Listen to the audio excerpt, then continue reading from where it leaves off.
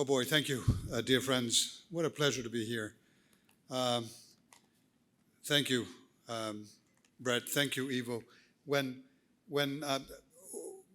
President von der Leyen holds you in extremely high esteem, as you know, and she mentioned it in there, but when she realized that she would not be able to come, because eventually it was going back and forth, the EU-US summit took place only last week, and it was not possible to fly twice. She told me, Ambassador, you have to go there. And I told her, President, I have already booked my ticket, because I had. First of all, because I knew this was possible, unfortunately. And secondly, because I would never miss the opportunity to receive an award for such a remarkable leader, my leader in Europe, but also to visit again this exciting, cosmopolitan, quintessentially American town, Chicago, that I was lucky to call home for my first year in this country in 1980 as a young Greek kid, as a freshman at the University of Chicago at the time. And you know what? I didn't have the chance to go visit the place, which kills me. Kills me. I flew in. Now, I transferred out of the U of C for a bunch of reasons, but not because I didn't think it was one of the best universities in the world. Today, some of my best friends are freshman friends from the U of C. Absolutely love it. Who's here? Who graduated from the U of C here in this room? All right. A great round of applause from me. All right. Dear friends, look, I've been an ambassador here since March 19, almost 5 years now. What President von der Leyen said is absolutely true. I have never seen or expected to see, to be honest, the level of transatlantic cooperation and strength that we're seeing today, largely because of the leadership of Ursula von der Leyen and, of course, her cooperation with President Biden in the past years in ensuring that in all major crises we would be together as a fist, and we have been. But the success of this transatlantic partnership, to a large extent, has relied on the fact that Europe has put skin in the game, that Europe has increased its own unity and strength, crises after crises after crises. During the COVID crises, now for those of you who are not in the weeds of European politics, a bit like your federal system, your states keep some powers, your federal government gets given by the states other powers. Same thing applies to Europe. Health was never a European power.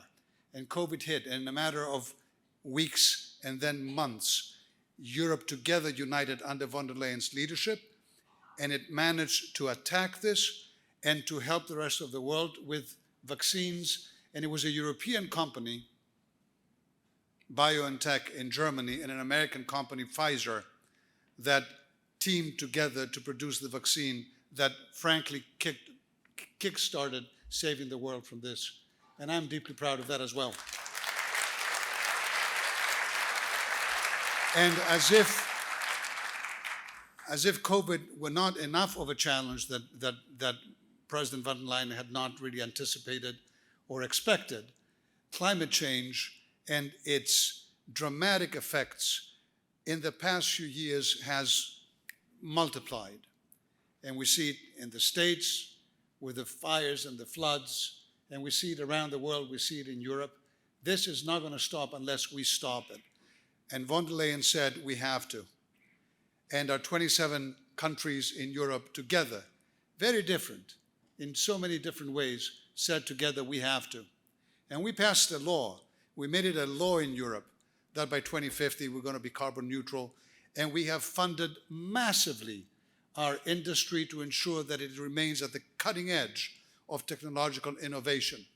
This is going to make a difference, not just for Europe and the US, a difference for everyone around the world, because we are succeeding, and it is together that we are doing it.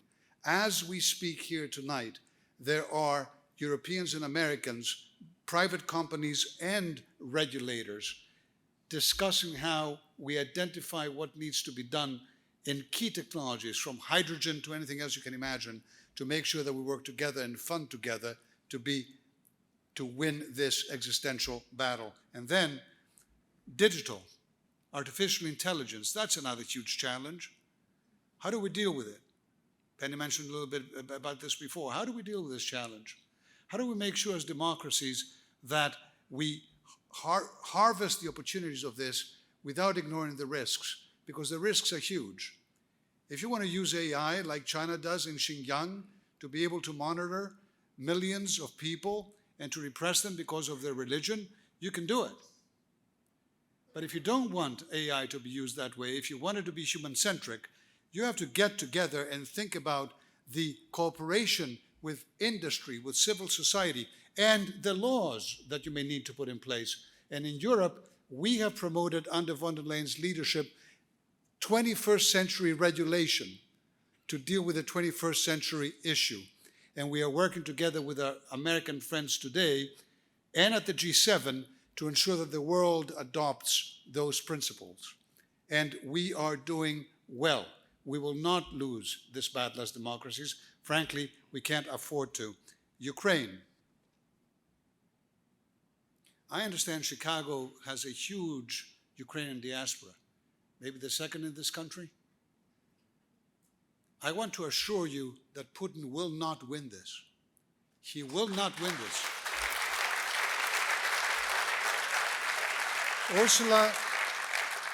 Ursula von der Leyen has led the fight from the beginning to ensure that we would impose 11 up to now massive packages of sanctions against Russia. $89 billion is what Europe and its member states have given in support, military, financial, humanitarian, to Ukraine up to now, including to be able to give shelter to 4 million Ukrainians that have been kicked out of their country by Putin's brutality. Do you want to take a guess on how many Ukrainian children today find shelter in Europe? It is 20%. 20% of Ukraine's children have been forced out of their country. Democracies are not judged simply by the power of their economies or the power of their militaries. They are judged by the power of their values. If Americans and Europeans are not shocked to our core by what is happening to those children, we are in trouble.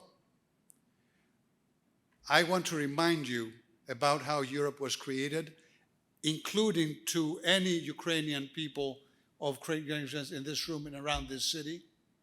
We came out of the Second World War after having committed in our hands the biggest bloodshed in recent history, European killing European. And after having committed the biggest human rights violation in history, the Holocaust, in European hands.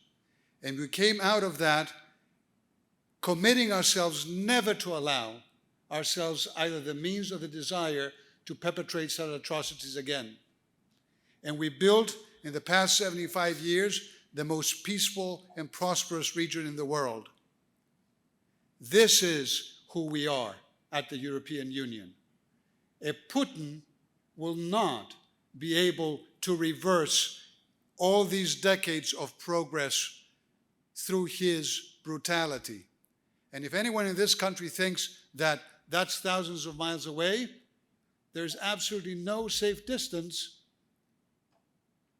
when an autocrat sitting on nuclear weapons thinks he can actually bend the will of our leaders to his own through force.